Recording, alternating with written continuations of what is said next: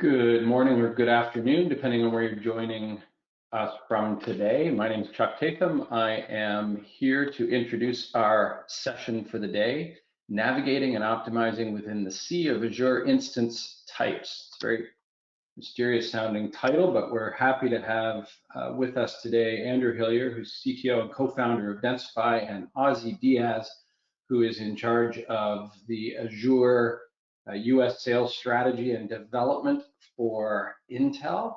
And together they're going to be talking about a topic that's of great interest to Azure and Microsoft customers, and that is how you optimize your use from a cost and performance perspective as companies increasingly go to cloud. So that's our topic for today.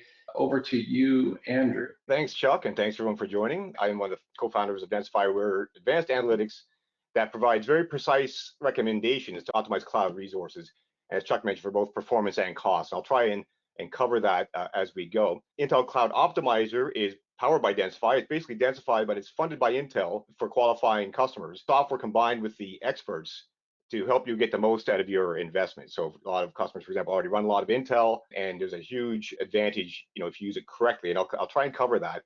And Ozzy's going to talk about this in great detail. We and ICO work against other major cloud providers and containers as well. We're not talking about that today, not containers anyway. We're focusing on Azure, and again, Ozzy is obviously an expert in this area, and so he's going to go into that in some depth. So the focus today, of course, is kind of navigating the sea of options in Azure, which are the tremendous amount of flexibility if you use everything right. Before I hand off to Ozzy, one more thing. So the way we view cost, because cost, of course, is a big topic in cloud, and there's FinOps and all of these different initiatives. The way we view cost is kind of a two-layer thing. One is the how you buy, the procurement. So are you maximizing your discounts? Are you doing chargeback to your internal group's property? All the financial side of it, all the reporting and all the ways to make sure that you're both recovering money and that you're spending as little as possible unit cost, if that through things like discounts. But in our view, kind of the bigger part of it, the kind of the base of this pyramid, is what you're actually using, the consumption. So not just how you're buying, but what you're buying. And so if you're actually getting great discounts, but you're using things that are 5 times bigger than they should be, or the wrong type of instance, or you're not leveraging some of the performance features of what you're using, you're going to pay more anyway. And we find a lot of customers kind of tackle the top part first, and they exhaust what they can from that perspective, and they really need to start looking at the actual resources being deployed.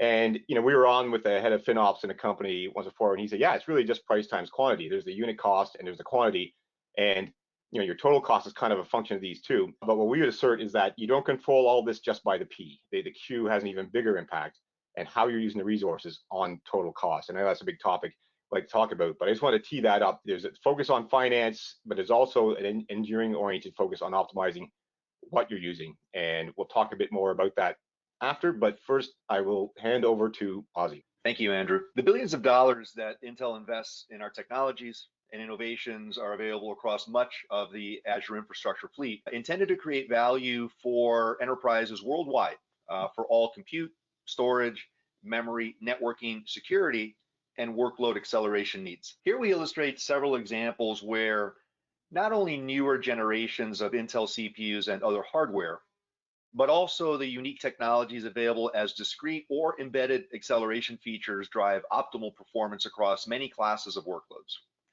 Ultimately, though, it's not just about performance, but ultimately a better experience and total cost of ownership for our customers. What our customers are really looking for is to realize the performance, throughput, resiliency, security, and all available benefits of Intel's technologies on Azure for their real-world applications and workloads deployed throughout their business landscape.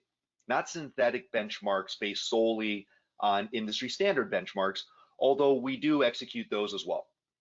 Intel publishes our many documented proof points across an array of real-world applications and workloads, similar to what you see here for MySQL, and available both publicly as well as under NDA.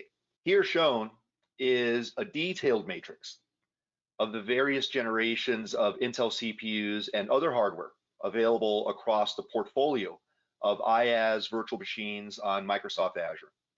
You also see the many hardware acceleration technologies along the right-hand side columns available for workloads and application developers to leverage those acceleration features to optimize their software to run best on Intel. This matrix can also seem pretty daunting, which is why we partnered with Densify to develop the Intel Cloud Optimizer as the easy button to optimize and right-size the best Azure solution architecture for the many needs of an enterprise's ever-evolving business landscape. I'm going to turn it back to Andrew to walk us through the magic that is Intel Cloud Optimizer. Thanks, Ozzy. And I love this slide. I'm sure there may be, we'll take questions at the end if there's any questions around this, because I think there's a lot of power here. We're seeing like things SGX, AVX 512 is a big feature. I'll talk about quick assist. So these things are, as you mentioned, very important, not just to make things a little bit faster, but a lot faster if we can match the workloads to the right types of instances. And of course, judging by the slide, there's a whole lot of choice. So I'm going to kind of start with that whole lot of choice. So if we look at the Azure catalog, it's been expanding over the years. It's actually, we did a webcast on this, kind of comparing the different providers' catalogs, and Azure's is the biggest right now at 644 different options, a lot of families, a lot of generations, a lot of variations on these things. So from our view, this means that there's kind of the right tool for every job. If you have a TensorFlow or some kind of workload, a Kafka, you're probably going to find the exact right instance type to run it if you look properly through the catalog. And just kind of zooming in on memory optimized, for example, when we analyze the different catalogs, Azure has a big advantage in terms of the most options for a memory optimized workload. And if I kind of just let this scroll, it's kind of crazy how many options there are.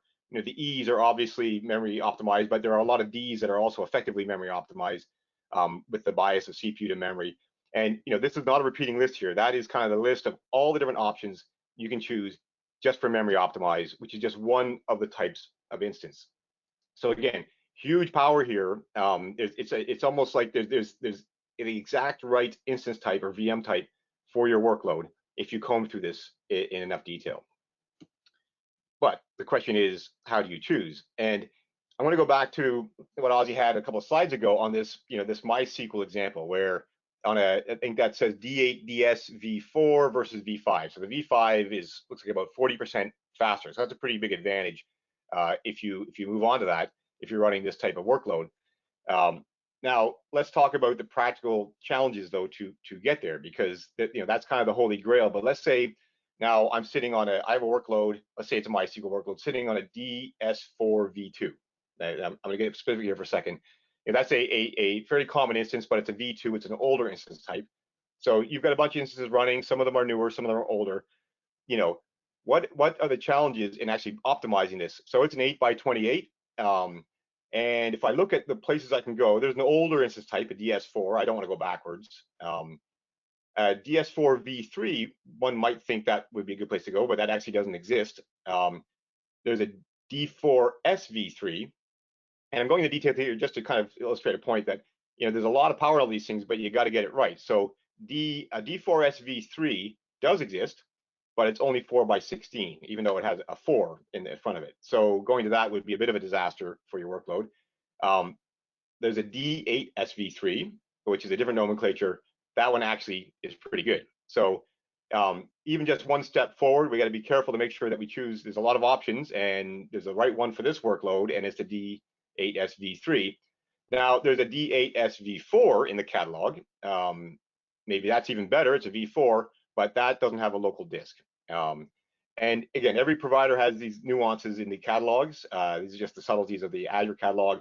But the D8S4s and 5s don't have a disk. The D8DSV4 does. So that little D there means that we're back to having a disk, and a D8DSV5 is the newest version of that. So to unlock that power in the bottom left, we just need to be very careful how we do it. I mean, it requires some understanding of the catalog. And really, in our view, this should be done by analytics, and the machine should do the deciding, not humans trying to figure out all the settings of all these different catalog entries, because there's over 600 of them. And we're still not quite done, because we also have to check things like the disks, the MAX network adapters. We have seen this in customers become a constraint. And that's just the Ds. There's also Es and Fs and Bs, and it may be that the workload pattern for this workload means a burstable might be a better way to go. So whole lot of options, but it needs to be done correctly. In our view, it needs to be done via analytics to make sure you're choosing the exact right one, again, in this kind of sea of options in Azure. So that's kind of, extended problem statement. Let's talk about how ICO works. And to solve this, again, very methodically and very precisely, there's several steps required. One is doing analysis of all the patterns of activity of the CPU, the memory, the IO, really understanding the workload. That's kind of step one. So we build predicted models of the workload patterns. This is a 24-hour review by quartile. So I can see, typical or busiest day, there's different models that are constructed. But here I can see, for example, in benchmark terms, what this workload is doing, and it's kind of busy in the middle of the night around 5 a.m. Then it quiets down, it started business, and then again at the end of the business day, it comes back up again. So this is pretty important because the level of this activity, but also the shape of this activity can dictate what kind of instance I want to run it in. And we do that across CPU, memory, again, the IO, are you using your local disk, are you not using your local disk? All these things are factors from a kind of a utilization pattern perspective. That's the starting point. Now, moving on from that, we take that pattern and we analyze it against the catalog. And I'm just showing a very small part. Again, there were 600 and something entries. We're just showing just some of the Ds here using a very deep policy. And I want to talk about this for a second because this is extremely important. We need to be precise and come up with an answer you can actually do, not just a guess. So for example, if it's a production workload, maybe I don't want it going above a certain, utilization level in my instance.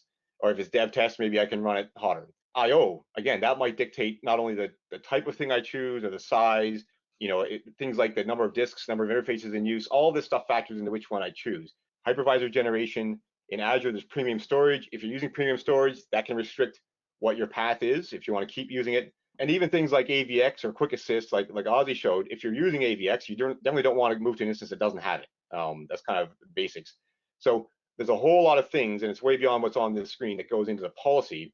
And the idea is you basically can score, you can basically do a giant regression against the entire catalog and say, well, out of the catalog, only so many are actually options to run this workload. The greens are the ones that it can run on. Now, some of them might be way too big, but it'll work on it, but it's going to be a waste of money. So the green is scoring, can it work on that instance? And then, of course, the one that does that at the best price, the price is kind of the tiebreaker.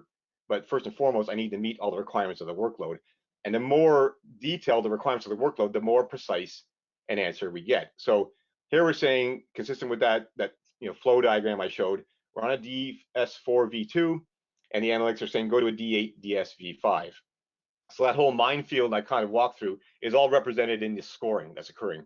And this is just one row, but of course we do it for thousands and thousands of rows for all the different VMs that are running in Azure to say, here's the exact best option for each one. Where do I put this one workload? If we kind of go over a couple of cells here and say, well, why don't we put it on that D8SV5, which is the one I was referring to earlier? The rule engine is kicking out a report saying, well, big reason is that doesn't have local disk, which again, I talked about on the previous slide. This is the actual analytics detecting that. And there's a whole slew of things the analytic will detect. You see there's a 2% penalty there as well. Some things are just informational. Yeah, you can do that, but just bear in mind you're changing to a newer version or a hypervisor type. Some of them are kind of warnings, some of them are showstoppers. In this case, there's a pretty big penalty on the disk, meaning you shouldn't make this move, you lose a disk. The analytics does go so far to actually look at whether your IO is very high on that. So if you have very low IO, this rule might not fire. So you'll be fine if you lose your local disk because you're not really using it. So all of this stuff is in the realm of the policies to make sure that when an answer is generated, it can actually be taken. It's not a guesstimate. It's not just kind of, we think this should be bigger or smaller. The devil is in the detail here, and we're leaving no stone unturned. And that's what makes ICO so precise. When it runs against an environment and it tells you the recommendations, you can trust those recommendations, and we kind of hang our hat on that. Now, in addition to avoiding the kind of the pitfalls of not doing something wrong, there's also things that are very right that you might want to do. And this goes directly back to I think it's one of the bars in one of Ozzy's charts, is that if, for example, if this VM is running Nginx, let's just say for argument's sake, and there's lots of software out there, but Nginx is a great example. If you're running Nginx and you're running the right SSL driver, and you're on the latest Intel gear, especially if you're on Ice Lake, for example, you get a huge improvement, not 40% or 30% improvement. It's like 4 or 5 times faster. I think Ozzy's chart had 4.5 times. That's real. The This will offload the cryptography. So if you're using OpenSSL and if you have a web server that's HTTPS, for argument's sake, it's encrypting. The encryption can be done in hardware, not in software. So it will greatly accelerate the workload. So we're doing a lot of work with Intel to augment the rules to uncover, not just find the things you shouldn't do, but find the things you should do. Because if you're already running on Intel, an Intel-based instance, and maybe you just need to load the right driver, you get this kind of improvement. It's huge. So we're doing a lot of work with Intel to uncover these affinities where certain applications, when running on certain infrastructure, behave, have huge acceleration. Things like TensorFlow, things like there's all kinds of software that just runs. Kafka runs a lot faster if you run it on the right Intel hardware and configure it properly. So obviously hugely valuable to get this kind of improvement, which leverages the stuff that Ozzy was talking about in his slides. Now, the last kind of slide in this run is, it's not just a one-shot thing, it's constantly analyzing. So it's just constantly watching the environments, reanalyzing the workloads, and constantly looking at the catalog. And, in some cases, we may say, okay, things have changed. I need to move further afield. And now I'm going to go over and an E8DS. I need to move to a memory optimized instance. So, and we find a lot of cases where over time the behavior changes. This is a particularly important recommendation because we find a lot of customers, they're running the wrong type of instance, not just the wrong size, but the wrong type. For example, you see a lot of container environments where you're running compute optimized nodes when you should be running memory optimized nodes or something else. So not just the size, but the type of node is very important. And as things grow or shrink, in this case, maybe the memory started increasing, you might need to move to a completely different type of instance or VM. And that's pretty difficult to do because, again, the rules are required to make sure you do this safely. A lot of times between families, things are different, and you need to verify that you can actually make that type of change. But if you can, again, there's a huge advantage. These answers, they go to a number of different places. So I'm not showing what the product looks like or doing a demo today, but this is available through APIs. It's available in the UI. It can go to ServiceNow or Jira. We have a Terraform module. So if you want, this can happen automatically. The Terraform module can wait for approval before it does it. So there's all kinds of ways to make this actually happen. The trick is to come up with the exact right answer. Once you have that right answer, then this kind of branches off into various strategies we see for making it actually happen. But again, the key is making sure the answer is correct. Once you start there, everything else then falls from that. And what that means is, if I just go back to the kind of the big picture, and this is kind of related to that pyramid we showed earlier, where there's dividing line, where there's, when you're optimizing, there's a whole lot of operations that are more finance oriented. What's the bill saying? And governance, chargeback, is there weirdness in my spend? And am I buying the right reservations or savings plans or discounts? And there's a whole lot of products out there that focus on that. That's, these products have been around for a while, and they do a good job of doing the financial side of optimizing. But what they don't do is they don't do a good job below that line. And some of them will generate recommendations that say maybe that should be bigger or smaller, but not to the precision that I just showed. And what that means is, so we've had customers say, I have a database full of recommendations that I can't take because they may not be correct. And so you can't really do any of them. So once you cross that line, it requires a level of analytics that is very deep that you usually don't get from a more of a finance-oriented solution. So these are all great solutions, but they focus on kind of above the line. Once we get down into the more engineering side of things and the families and the container optimization, it's a different ballgame. And then you start to get into DevOps, where there are lots of pipelines and products that are constantly deploying infrastructure, but they also don't really get into the detailed analysis of whether it's the right stuff, whether it's running on the right instance type. Usually it's just whatever the person put in the Terraform file. So there's this gap around this, that against that sea of options, how do I actually make sure I'm choosing the right one? Neither the top or the bottom of this diagram by default will solve that, but that's where Intel Cloud Optimizer fits in. So it's really kind of designed to fill that gap. A lot of customers we find have exhausted the top. They've bought all the discounts they can, and they've got their reporting. They need to go to the next level and hit kind of the fat part of the pyramid, and that's where ICO comes in. ICO is funded for a year if you qualify. So if you're interested in checking it out, there's a QR code to kind of get more information. It's pretty easy to get up and running. Everything I mentioned just kind of happens automatically, and you'll start getting recommendations out of it, kind of get to see exactly what the situation is for your environment. Ozzy, thanks for joining us today. Andrew, thanks for the content. Scan that QR code if you just want to have a chat with us about some of the things we've spoken of. We're absolutely thrilled to do that. If you want to follow us, more QR codes on LinkedIn. We do offer actually a specific newsletter on LinkedIn from our corporate account on Kubernetes and the challenges associated with resource management in Kubernetes. So welcome you into that, should you follow us to that link. So, and as well, a ton of recorded content on our YouTube channel, technical and business-wise. So thank you all for attending, and have a great remainder of your day. Thank you all. Thanks, everyone.